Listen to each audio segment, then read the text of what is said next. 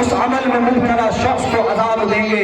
اعمال نامے کی وہ قسم کون سی ہوگی؟ هو ظلم العباد فيما بينهم وبين الله، وہ قسم یہ ہے کہ اللہ کی عبادات میں کوتاہی کی جائے۔